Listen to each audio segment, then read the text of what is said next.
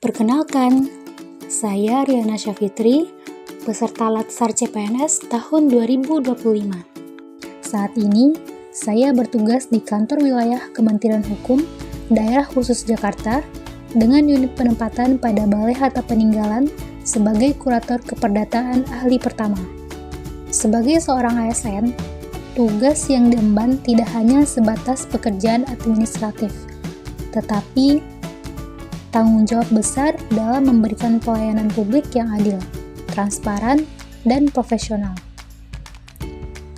Hal ini khususnya berlaku di Balai Harta Peninggalan Jakarta, atau yang lebih dikenal dengan singkatan BHP Jakarta. Lalu, apa sebenarnya tugas utama dari Balai Harta Peninggalan? BHP memiliki peran yang sangat penting dalam bidang keperdataan. Beberapa di antaranya meliputi 1. Selaku wali pengawas dan wali sementara. Yang kedua, pengampu anak dalam kandungan dan pengampu pengawas dalam pengampuan. Yang ketiga, pembukaan surat wasiat tertutup atau rahasia dan pendaftaran surat wasiat umum. Yang keempat, pengurusan atas harta peninggalan tak terurus atau tidak ada kuasanya. Yang kelima, mewakili dan mengurus harta kekayaan orang yang dinyatakan tidak hadir. Yang keenam, kurator dalam kepailitan. Yang ketujuh, pembuatan surat keterangan hak waris. Dan yang terakhir adalah menampung dana jaminan kematian dan jaminan hari tua dalam hal tenaga kerja tidak mempunyai ahli waris dan wasiat.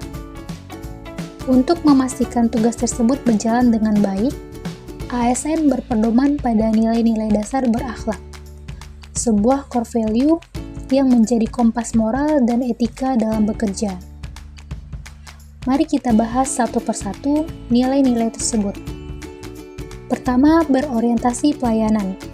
ASN hadir untuk melayani, bukan untuk dilayani. Di BHP Jakarta, pelayanan berarti memberikan kepastian hukum yang ramah, cepat, dan jelas. Pelayanan yang tulus akan membuat masyarakat merasa dihargai dan dilayani dengan sepenuh hati. Kedua, akuntabel. Pengelolaan harta benda menuntut akuntabilitas penuh.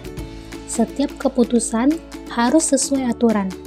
Setiap langkah harus dapat dipertanggungjawabkan dan setiap tindakan harus bebas dari kepentingan pribadi. Dengan akuntabilitas, masyarakat percaya bahwa aparatur negara bekerja berdasarkan hukum, bukan kepentingan tertentu. Ketiga, kompeten.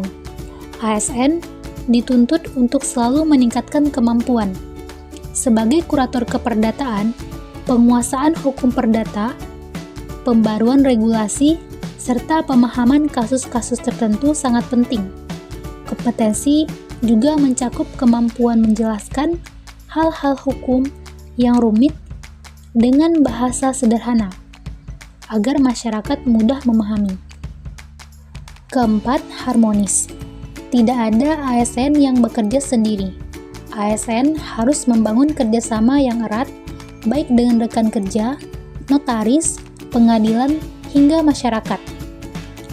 Dengan sikap harmonis, suasana kerja menjadi lebih kondusif, dan pelayanan publik dapat berjalan dengan lancar, tanpa hambatan. Kelima, loyal. Loyalitas berarti setia pada bangsa, negara, dan organisasi.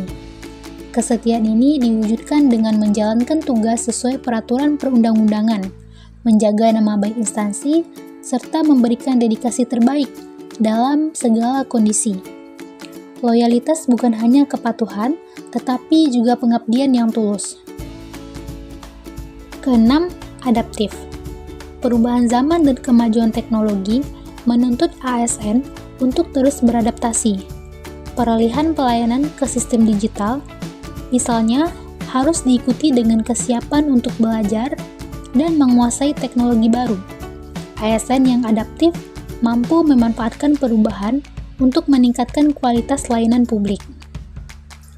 Ketujuh, kolaboratif. BHP tidak bisa bekerja sendirian.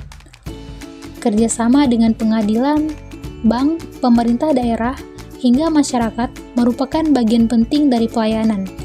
Dengan kolaborasi, setiap kepentingan masyarakat dapat terpenuhi lebih cepat, efektif, dan tepat sasaran.